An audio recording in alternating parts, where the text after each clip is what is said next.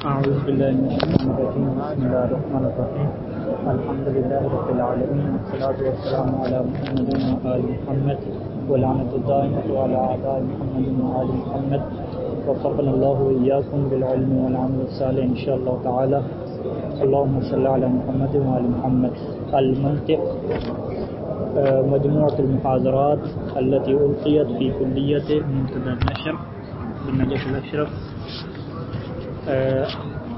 آج جو ہم جس علم کو شروع کرنے جا رہے ہیں انشاءاللہ خداوند کریم کی توفیق سے اس علم کا نام ہے علم المنطق. اور منطق بنیادی طور پہ جو علم ہے وہ انسان کو سوچ و بچار کرنے کے طریقے سکھاتا ہے کہ انسان نے کس طریقے سے صحیح سوچ کرنی ہے، کس طریقے سے اس نے صحیح سوچنا ہے. اور یہ بات واضح ہے کہ جتنے بھی انسان کی زندگی میں معاملات ہوں، چاہے پڑھے لکھے افراد ہوں یا پڑھے لکھے افراد نہ ہوں، ہر فرد جو ہے وہ اپنی طرف سے کچھ اندازے لگاتا ہے، کچھ سوچتا ہے.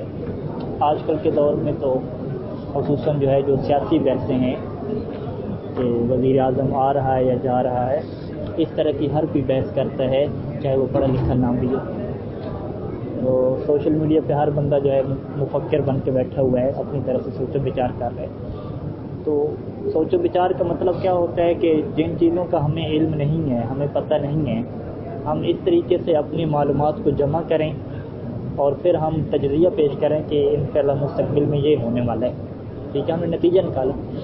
ہم نے کہا کہ جیسے فرض کریں ایک عام سادہ مثال لے لیں کہ یہ جو دو افراد ابھی اکٹھے بیٹھے ہوئے ہیں مل کے، تو ہم اس سے یہ نتیجہ نکالتے ہیں کہ یہ دونوں بھائی ہوں گے، یا یہ دونوں ایک کمرے میں رہتے ہوں گے، یا یہ دونوں آپس میں مباحثہ کرتے ہوں گے. اس طریقے سے جو نتیجے نکال رہے ہیں، یعنی جس بات کا ہمیں علم نہیں ہے اس بات تک پہنچنے کے لیے کیا ہے، سوچ و بچار کرنا اور چیزوں کو آپس میں کیا ہے جوڑنا. یہ ہر جگہ پہ ہے، انسان کی عام زندگی میں بھی ہے، ٹھیک ہے، خواتین میں بھی ہے، مردوں میں بھی ہے، پڑھے لکھے ہوں نہ پڑھے لکھے ہوں. علم کے اندر آ جائیں، قرآن مجید کے اندر آ جائیں، وہاں پر بھی ایسا ہے. ٹھیک ہے، فقہ کے اندر آ جائیں، یعنی جن چیزوں کے انسان کو علم ہے، جن باتوں کے انسان کو پتہ ہے، ان باتوں کو آپس میں جوڑ کے انسان ان باتوں کی طرف جاتا ہے کہ جو انسان سے کہیں مجہول ہیں، جس کا انسان کو علم نہیں ہے. اور اسی کو کیا کہتے ہیں، فکر کرنا کہتے ہیں. فکر کا کیا مطلب ہے کہ جو چیز انسان کو پتہ ہے، انسان اس کے اندر ایسی سوچ و بچار کرے کہ انسان اس سے پھر ایک نتیجہ نکال لے، اور ایک ایسا نتیجہ نکالے کہ جو کسی کو پتہ نہ ہو. اب اسی چیز کے لیے جو ہے وہ ایک خاص علم بن گیا کہ آپ نے کس طریقے سے چیزوں کو جوڑنا ہے، یعنی وہ چیزیں جس کا آپ کو علم ہے کس طریقے سے آپ ان کو صحیح کر کے جوڑیں گے کہ پھر نتیجہ اس کا کیا ہے صحیح نکلے گا. اور کہاں پہ اگر آپ وہاں پہ غلط جوڑ دیں گے تو پھر نتیجہ کیا صحیح نہیں نکلے گا. اور بنیادی طور پہ یہ جو علم منطق ہے یہ مسلمانوں کے یعنی اسلام کے بعد کا علم نہیں ہے. ٹھیک ہے، یعنی پیغمبر اسلام کی بعثت یا پیغمبر اسلام کے بعد کا علم نہیں ہے، بلکہ پیغمبر اسلام سے پہلے کا علم ہے. اور اس علم کا جو بانی ہے وہ ارسطو کو سمجھا جاتا ہے. ارسطو جسے معلم اول یعنی استاد اول، پہلا استاد کا کیا ہے نام دیا گیا ہے.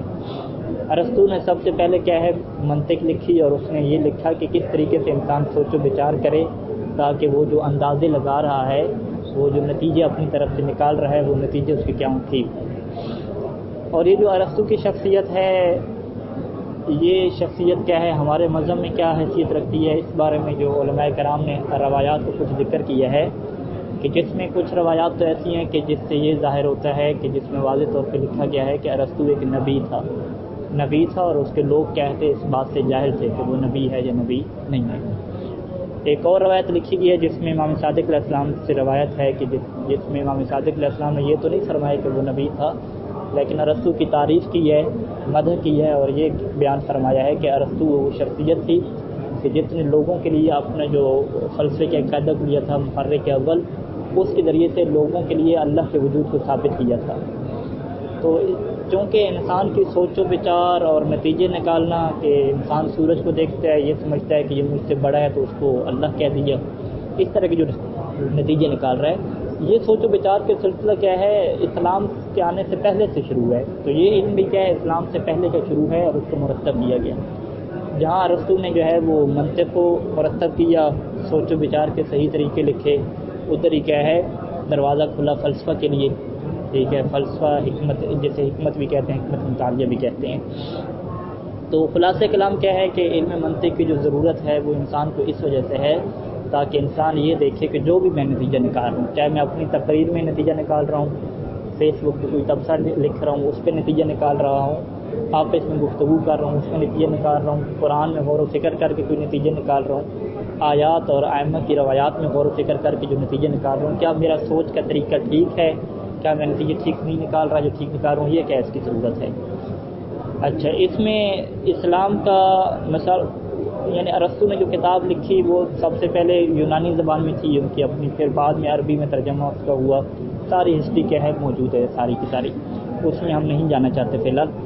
تو بنیادی طور پہ یہ سوال اٹھتا ہے لوگوں کے ذہن میں کہ کیا یہ جو فلسفہ ہے اور منطق ہے کیا اسلام کی تعلیمات کے ساتھ سازگار ہے یا اسلام کی تعلیمات کے مخالف ہے، کیا ہمیں یہ چیز پڑھنی چاہیے یا ہمیں یہ چیز نہیں پڑھنی چاہیے۔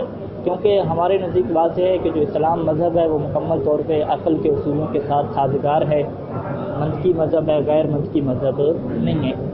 جب اسلام ایک ایسا دین ہے کہ جو عقل کے اصولوں پہ پورا اترتا ہے، جس میں کوئی بے عقلی کی بات نہیں ہے، تو لہٰذا اس کو کوئی مشکل نہیں ہے کہ آپ جو ہے وہ عقلی طریقے سے تفکر کریں، تدبر کریں۔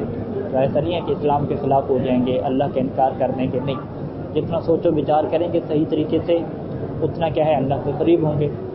اور حضرت امیر المومنین علیہ السلام نے جب ایسے خطبے ارشاد فرمائے کہ جس میں وہ لوگوں کو اللہ کی طرف غور و فکر کرنے کی دعوت دے رہے تھے، تو اس میں یہ واضح الفاظ موجود ہیں کہ اگر ان لوگوں کی فکر سلیم ہوتی، فکر یہ طریقے درست طریقے سے کر رہے ہوتے تو یہ یقیناً اللہ تک پہنچ جاتے۔ اس کا مطلب ہے کہ اگر انسان کی فکر درست ہو جائے، سوچنے کا طریقہ ٹھیک ہو جائے، سوچ و بچار کا بالکل جو ہے نا وہ نمونہ ٹھیک ہو جائے، تو انسان جتنا سوچتا جائے گا اتنا وہ اسلام کے قریب ہوگا، نہ کہ وہ اسلام سے دور ہوگا۔ لہذا علم منطق ہو یا فلسفہ ہو، یہ اسلام سے لوگوں کو دور نہیں کرتے، اسلام کے قریب کرتے ہیں۔ لیکن بنیادی بات کیا ہے کہ انسان جو ہے وہ نیم حکیم نہ ہو کسی چیز میں بھی۔ نیم حکیم کی اصطلاح اردو میں بولی جاتی ہے کہ نیم حکیم خطرہ برائے جان، اور جو نیم کیا ہوگے، جو نیم عالم دین ہوگا، نیم ملا جسے کہتے ہیں، وہ خطرہ برائے ایمان۔ یعنی جب بھی آپ منطق کو یا فلسفہ کو پورے طریقے سے حاوی طریقے سے نہیں پڑھیں گے، اس وقت تک جو ہے وہ صحیح نتیجے تک پہنچنے کی کوئی گارنٹی نہیں ہے۔ اسی وجہ سے جب اصول مظفر میں شیخ مظفر علیہ الرحمہ نے پہلے صفحے کو لکھا اور وہاں پہ یہ اعتراض لکھا کہ آپ کیسے کہہ سکتے ہیں کہ جو بندہ منطق پڑھ لے اس کی سوچ کا زاویہ ٹھیک ہو جاتا ہے اور وہ صحیح فکر اور صحیح طریقے سے سوچنے لگ جاتا ہے، جبکہ ہمارے پاس بہت سارے بڑے بڑے مفکر لوگ ہیں، اہل مغرب سے ہیں یا دیگر سے ہیں، کہ جنہوں نے منطق میں کتابیں بھی لکھی، منطق بھی پڑھی، لیکن ان کی فکر درست نہیں ہے۔ ان لوگ منطق پڑھتے ہیں لیکن فکر ٹھیک نہیں ہوئی، تو پھر یہ کیسے دعویٰ کیا جا سکتا ہے کہ علم منطق اس بات کی گارنٹی دے گا آپ کو کہ آپ کی سوچ صحیح ہو جائے گی؟ تو وہاں پہ صاحب منطق جناب مرحوم شیخ مظفر علیہ الرحمہ نے کیا جواب دیا کہ فقط منطق پڑھنے سے انسان کی سوچ درست نہیں ہوتی، بلکہ منطق پڑھنے کے بعد انسان کو اگر صلاحیت مل جائے، جسے عربی میں کیا کہتے ہیں ملکہ، وہ اگر ملکہ حاصل ہو جائے تو اس کے بعد کیا ہے انسان کی فکر درست ہوتی ہے۔ لہذا اگر ایک دفعہ منطق پڑھیں گے تو اس سے آپ یا ہم یہ نہیں کہہ سکتے کہ ہماری فکر درست ہو جائے گی۔ اور چونکہ یہ جو منطق ہے شیخ مظفر علیہ الرحمہ نے جو یہاں پہ لکھی ہے، حقیقت میں انہوں نے لکھی نہیں ہے، یہ ان کے کیا تھے، کالج میں ان کے لیکچر تھے، ٹھیک ہے۔ اسی وجہ سے یہ جو میرے پاس اس کا موجود ہے، اس کی شروع میں کیا لکھا ہوا ہے کہ مجموعۃ المحاضرات، یہ وہ تقریریں ہیں، یہ وہ لیکچر ہیں کہ جو جناب شیخ مظفر علیہ الرحمہ نے کہاں پہ دیے، کلیہ کالج میں دیے۔ کالج کا کیا نام تھا؟ منتظر نشر۔ اس کالج میں جو لیکچر انہوں نے دیے، لوگوں نے کیا کیا، لیکچر کو اپنے لکھا ہاتھوں کے ساتھ، پھر کیا اس کو نشر کیا گیا۔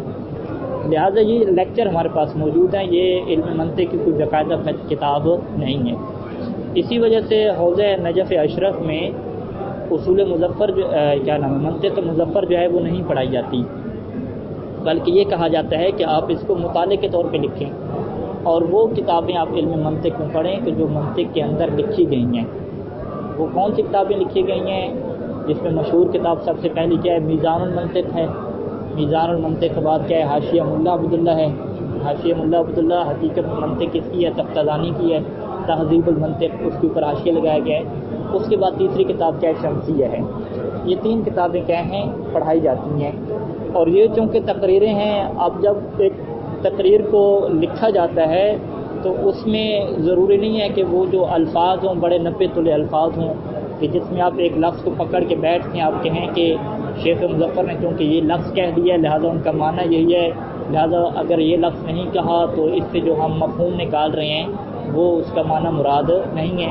اس طریقے سے جو عبارت میں دقتیں ہیں, عبارت کے اندر گھس کے نتیجے نکالنے والی بات, یہ یہاں پہ ہمیں بات نہیں ملے گی. ٹھیک ہے, یہاں پہ ہمیں کیا ملے گا, اصل جو علم منطق سے واقفیت ہے وہ ہمیں ملے گی. یعنی ہم پوری کی پوری عبارت پڑھ لیں گے, اس کے بعد کیا ہے ہمیں ایک فکر مل جائے گی, اصل جو علم ہے وہ ہمیں مل جائے گا. آپ خود عبارتوں پہ بیٹھے رہیں کہ یہ جملہ کیوں کہا, یہ جملہ کیوں نہیں کہا, یہ لفظ کیوں استعمال کیا, یہ لفظ کیوں نہیں استعمال کیا. یہ ساری کی ساری گیم اور یہ سارے کے سارے جو طریقہ کار کہاں پہ ہوگا, میزان منطق اور حاشیہ ملا عبداللہ وغیرہ میں ہوگا. یہ یہاں پہ کیا یہ طریقہ استعمال نہیں ہوگا. لہذا ممکن ہے کہ انشاءاللہ ہم آگے پڑھیں گے تو کچھ عبارتیں ایسی آئیں گی اگر انسان اس کے اوپر مزید غور و فکر کرے تو آپ کہیں گے کہ یہ اس سے مفہوم نہیں نکل رہا, یہ اتنی کوئی مضبوط عبارت نہیں ہے بلکہ جملے یوں ہونے چاہیے تھے تب کیا ہے یہ بات بڑی دقیق بنتی. لہذا کچھ عبارتوں میں نظر آئے گی کہ دقت نہیں ہے, لیکن وہ دقت نہ ہونا کی وجہ کیا ہے کہ کیونکہ یہ باقاعدہ استاد شیخ مظفر الرحمن نے منطق میں کتاب لکھی نہیں ہے بلکہ ان کی تقریریں ہیں جو کہ بعد میں لکھی گئی ہیں. لہذا اس میں کیا ہے ہم اس چیز کو نہیں دیکھیں گے. ہم نے اس کتاب کا کیوں انتخاب کیا, اس وجہ سے انتخاب کیا تاکہ ہمیں علم منطق کے بارے میں مکمل طور پہ جو کلیات وغیرہ مکمل طور پہ آگاہی حاصل ہو جائے, اور آگاہی حاصل ہونے کے بعد جو پھر منطق کی حوزوی قدیم کتابیں ہیں اس کے بعد اس کتاب کو ختم کرنے کے بعد انشاءاللہ ہم اس کتابوں میں کیا جائیں گے. اچھا, یہ پہلا نقطہ ہے. دوسرا نقطہ کیا ہے کہ جب ہم حوزے میں آتے ہیں تو ظاہری بات ہے ہر کسی کا مقصد جب بھی مدرسے میں داخل ہوتا ہے تو مقصد بڑا واضح ہوتا ہے کہ ہم نے دین اسلام کو سمجھنا ہے, دین کو سمجھنا ہے, خود سمجھنا ہے, لوگوں کو سمجھانا ہے, اس کے اوپر عمل کرنا ہے, پھر لوگوں کو ڈرانا ہے وہ عمل کریں. تو دین کو سمجھنے کے لیے ہمارے پاس جو بنیادی چیزیں ہیں وہ کیا ہے, قرآن ہے اور اہل بیت کے کیا ہیں فرامین ہیں. اور یہی پیغمبر اسلام نے فرمایا تھا کہ تمہارے درمیان 2 ہی چیزیں چھوڑے جا رہا ہوں. تو ہمارے پاس جو قرآن ہے اور محمد و آل محمد کے فرامین ہیں یہ سارے کے سارے کیا ہیں عربی میں ہیں. جب یہ سارے کے سارے عربی میں ہیں تو ہمیں اس بات کی ضرورت پڑتی ہے کہ ہم عربی کو سیکھیں. ٹھیک ہے, لہذا جیسے ہی طالب علم مدرسے میں آتا ہے یا حوزے میں آتا ہے تو اسے نحو, صرف, قطر و ندا یہ کتابیں پکڑا دی جاتی ہیں. وہ کہتا ہے میں تو اسلام سیکھنا آیا تھا, یہ کہ ضرب و یضرب کو پڑھانا شروع کر دیں. ٹھیک ہے, تو وہ ضرب و یضرب کو کیوں پڑھا رہے ہیں تاکہ اس کے اندر صلاحیت آ جائے اور پھر وہ ڈائریکٹ کیا ہے ائمہ کے فرامین کو سمجھ جائے. اور وہ طالب علم کیا کرتا ہے 3-4 سال پڑھنے کے بعد ضرب و یضرب کو چھوڑ جاتا ہے. یعنی کیا مطلب, اس نے اسلام سمجھنے کے لیے مقدمہ پڑھا, جب اسلام سمجھنے کی باری آئی تو وہ کیا سائڈ پہ ہو گیا, لہٰذا کیا اس نے مقصد کو حاصل نہیں کیا. اسی طریقے سے جو منطق ہے, ہم منطق کیوں پڑھ رہے ہیں تاکہ ہم صحیح فکر کر سکیں. اچھا, صحیح فکر کریں گے تو پھر ہمیں نتیجہ کیا نکلے گا, نتیجہ یہ نکلے گا کہ جو عقائد کی بحثیں ہیں, اللہ کو ثابت کرنا, وحی کو ثابت کرنا, یہ جو مین بنیادی بحثیں ہیں اس کے اوپر جو اعتراض ہو رہے ہیں دیگر دشمنان اسلام کی طرف سے, ہم ان اعتراض کے جواب کیسے دیں, ان عقائدی باتوں کو کیسے سمجھیں, وہ ہمارا ہدف ہے. اس ہدف کے لیے کیا ہے 4-5 سال کے عرصے میں ہم منطق پڑھیں گے, فلسفہ پڑھیں گے, اس کے بعد ہم عقائد کی کتابوں میں داخل ہوں گے, پھر اب ان کی جو اعتراضات ہیں ہم ان کے جواب دینے میں داخل ہوں گے. تو یہ کب ہو سکتا ہے کہ جب ہم ایک مقصد کے اوپر مستمر رہیں, جاری رہیں. 2-3 سال پڑھنے کے بعد چھوڑ دیں, اس کے بعد ہمیں ہمارا جو مقصد ہے وہ حاصل نہیں ہوگا. اور خصوصاً کیا ہے ہم پھر نیم ملا بن جائیں گے. نیم ملا کیا مطلب, ہم تھوڑی بہت منطقی چیزیں آتی ہوں گی جو کہ ہماری سوچ کو اور کیا کریں گی, مشوش کر دیں گی, اور مزید کیا ہو جائے گا, خطرناک چیز ہو جائے گا. لہذا منطق اور فلسفہ کو جب بھی انسان پڑھے تو آخر تک مکمل پڑھے, نہ فقط پڑھے بلکہ اس کا مباحثہ کرے اور پھر اس کو پڑھائے. ٹھیک ہے, خود پڑھانا بھی کیا ہے یہ اہم چیز ہے. لہذا آج کے اس درس میں جو ہے وہ یہ چیز مقدماتی چیزیں ضروری ہیں جن کو ذکر کرنا, کہ جب ہم منطق کو حل کریں گے تو پہلے آپ بھی اس عبارت کو دیکھ کے رہیں کچھ حد تک, پھر جو ہے آپ اس کا مباحثہ بھی کریں ضرور, مباحثہ کرنے کے بعد اس کو لکھیں بھی صحیح, اس طریقے سے آپ چلیں. پھر جب کتاب ختم ہو تو آپ پڑھائیں بھی صحیح اس کو.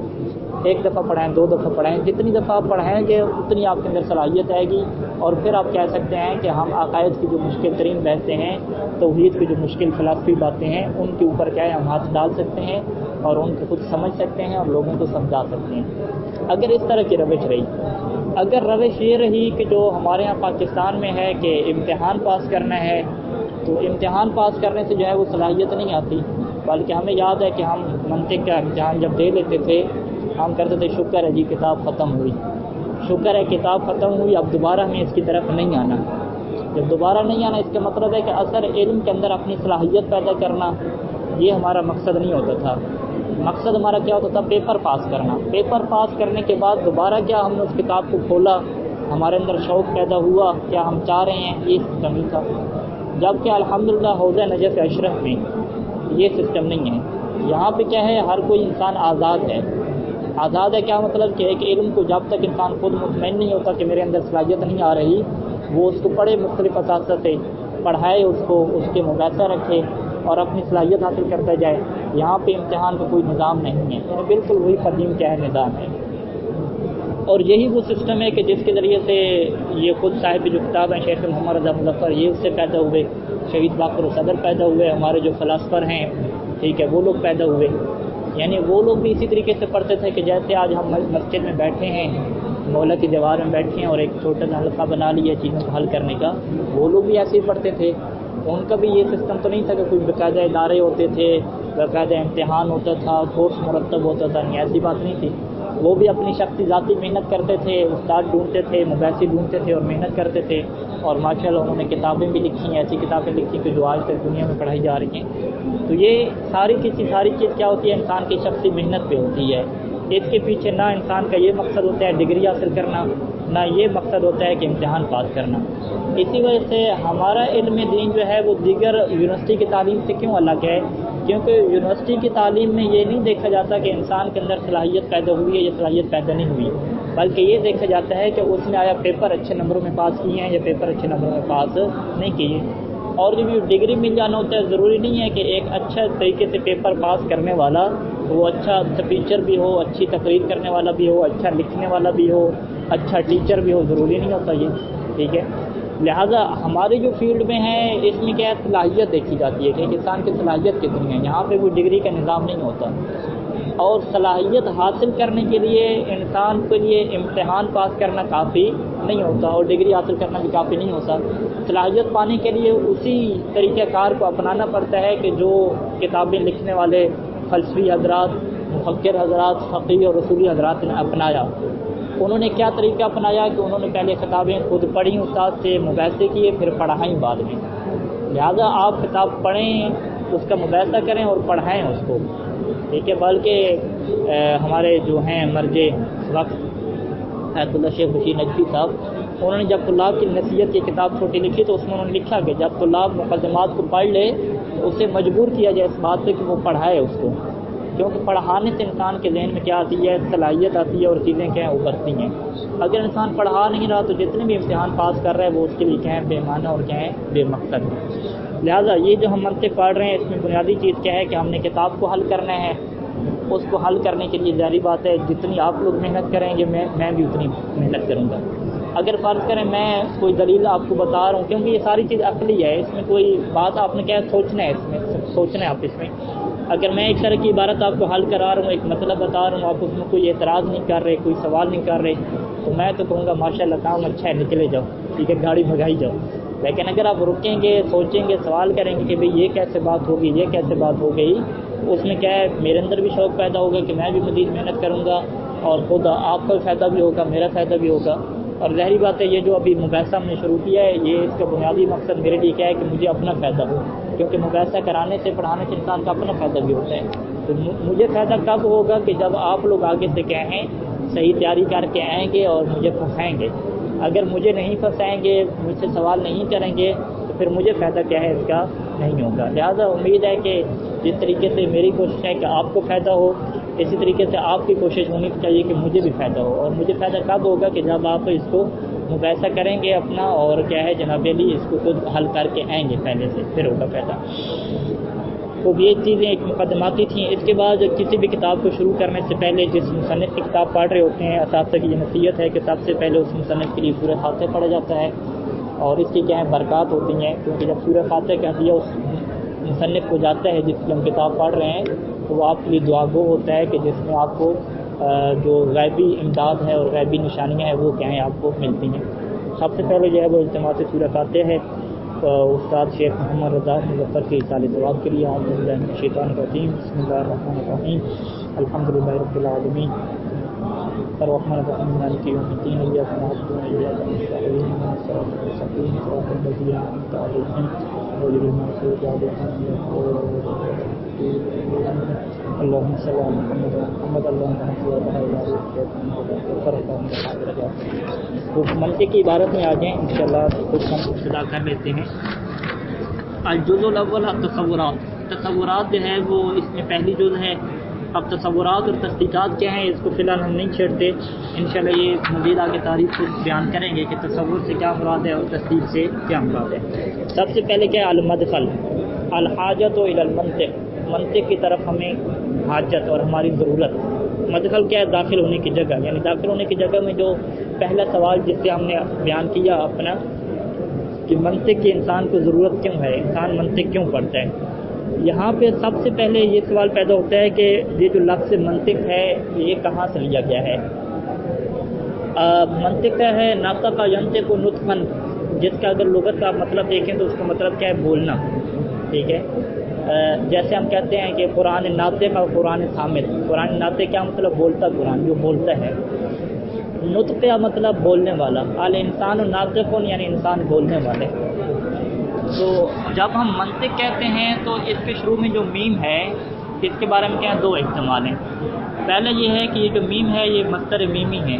مصدر میمی کے شروع میں میم لگا کے اسے مصدر میمی بنا دیے جاتے ہیں، تو گویا کہ یہ نطقاً کے معنی میں ہے. نطقاً کیا مطلب بولنا. جب ہم کہتے ہیں علم المنطق تو گویا کہ علم النطق ہم کہنا چاہ رہے ہیں. علم النطق کیا مطلب ہے؟ وہ علم جس میں بولنا سکھایا جاتا ہے. اچھا، تو جب یہ بولنا مراد ہے تو یہاں پہ یہ سوال پیدا ہوتا ہے کہ منطق کے اندر تو گفتگو کرنا نہیں سکھایا جاتا. منطق کے اندر تو سوچ و بچار کے طریقے سکھائے جاتے ہیں، فکر کرنے کے طریقے سکھائے جاتے ہیں، تو پھر اس کا نام منطق کیوں رکھا. ٹھیک ہے، تو سوال واضح ہے کہ منطق نطق سے ہے. نطق کا مطلب کیا ہے؟ کلام کرنا، گفتگو کرنا. تو پھر منطق کو علم منطق کیوں کہتے ہیں کہ بولنے والا علم، حالانکہ اس میں کوئی بولنے کی بات نہیں ہے. اس کا جواب، پہلا جواب یہ ہے کہ جو بولنا ہے وہ دو طرح کا ہوتا ہے. جو کلام ہے وہ دو طرح کا ہوتا ہے. ایک کلام ظاہری ہوتا ہے، ایک کلام باطنی ہوتا ہے. ٹھیک ہے، کلام باطنی کیا مطلب کہ جب ہم سوچتے ہیں، تو ہم کیا ہے اپنے آپ سے گفتگو کر رہے ہوتے ہیں، اپنے آپ سے ہم کلام کر رہے ہوتے ہیں. ٹھیک ہے، جب ہم اپنے آپ سے کلام کر رہے ہوتے ہیں اس کا مطلب کیا ہے کلام یہ کیا ہے کلام ظاہری نہیں ہے بلکہ کلام باطنی ہے. لہٰذا جو ہے نا نطق کو فقط کلام ظاہری کو نہیں کہتے بلکہ کلام باطنی کو بھی کیا ہے نطق کہتے ہیں. لہٰذا علم المنطق کیا مطلب، یعنی اس کلام کا علم کہ وہ کلام جو کیا ہوتا ہے باطنی ہوتا ہے. اور باطنی کلام کیا ہوتا ہے؟ وہی سوچو بچار ہوتی ہے. ایک یہ جواب. دوسرا جواب یہ ہے کہ ٹھیک ہے آپ مان لیں کہ یہ بولنے کا آپ کو طریقہ سکھاتا ہے. تو ہم کہتے ہیں کہ انسان بولتا صحیح تبھی ہے کہ جب وہ صحیح سوچ و بچار کرتا ہے. اگر ایک انسان صحیح نہیں سوچتا تو وہ بولے کہ بھی اچھا نہیں. اور اسی بات کو حضرت امیر المومنین علیہ السلام نے کیسے بیان فرمایا تھا کہ الانسان مخبوء تحت لسانہ، کہ انسان اپنی زبان کے نیچے چھپا ہوا ہے. جیسے گفتگو کرے گا تو انسان کی سوچ آپ کے سامنے آ جائے گی کہ یہ کس سوچ کا مالک بنتا ہے. تو لہٰذا اگر علم المنطق کو یوں کہا جائے کہ یہ آپ کو بولنا سکھاتا ہے تو کیا مطلب یہ آپ کو اچھا بولنا سکھاتا ہے. اور اچھا بولنا انسان کے لیے کب ہوتا ہے ممکن کہ جب انسان اچھا سوچے. اگر انسان کے اندر اچھی سوچ نہیں ہے، اچھے طریقے سے نہیں سوچ رہا، تو جب بھی وہ بولے گا اچھا نہیں بولے گا. لہٰذا ایک بندہ اگر صحیح بول رہا ہے تو اس کا مطلب ہے کہ وہ سوچ بھی صحیح رہا ہے. ایک بندہ اگر غلط بول رہا ہے تو اس کا مطلب ہے کہ اس کی سوچ ہی پیچھے کیا ہے درست نہیں ہے. لہٰذا اگر ہم کہہ دیں کہ منطق کیا ہے آپ کے بولنے کو ٹھیک کرتا ہے، تو بولنے کو ٹھیک کرنے کا طریقہ کار کیا ہوتا ہے کہ آپ کی سوچ کو ٹھیک کیا جائے. جیسے ہی سوچ کو ٹھیک کیا جائے گا ادھر سے بولنا بھی کیا ہو جائے گا، ٹھیک ہو جائے گا. لہٰذا علم المنطق کو چاہے یہ کہیں کہ آپ کو نطق ظاہری سکھاتا ہے تو پھر بھی بات ٹھیک ہے، یا یہ کہیں کہ آپ کو نطق باطنی سکھاتا ہے تو پھر بھی بات ٹھیک ہے. کیوں ٹھیک ہے؟ کیونکہ نطق ظاہری کا بھی ٹھیک ہونا موقوف ہے کس بات کے اوپر موقوف ہے کہ انسان کا نطق باطنی میں کیا ہو، درست ہو. اگر نطق باطنی درست نہ ہوا تو نطق ظاہری بھی درست نہیں ہو سکتا. لہذا علم المنطق انسان کے بولنے کی اصلاح کرتا ہے یا انسان کی سوچ کی اصلاح کرتا ہے، دو ایک ہی باتیں ہیں، اس میں کیا کوئی الگ الگ چیز نہیں ہے. یہ ایک جواب دیا گیا. یہ کیا ہے کہ آپ منطق کو کیا کہیں، علم منطق کو مصدر بنائیں، مصدر میم بنائیں. اگر آپ اس کو اس میں مکان بنائیں تو پھر اس کا کیا مطلب ہوگا کہ علم المنطق کا مطلب یعنی وہ جگہ جہاں سے کیا ہے نطق ظاہر ہوتی ہے، نطق ظاہر ہوتی ہے. اور نطق کے وہی دو معنی لینے کے، نطق ظاہری جس سے ظاہر ہوتی ہے یا نطق باطنی جس سے سوچ کہا جاتا ہے وہ کیا ہے، ظاہر ہوتی ہے. وصلی اللہ علی محمد وآلہ اجمعین. اللہم صلی علی محمد.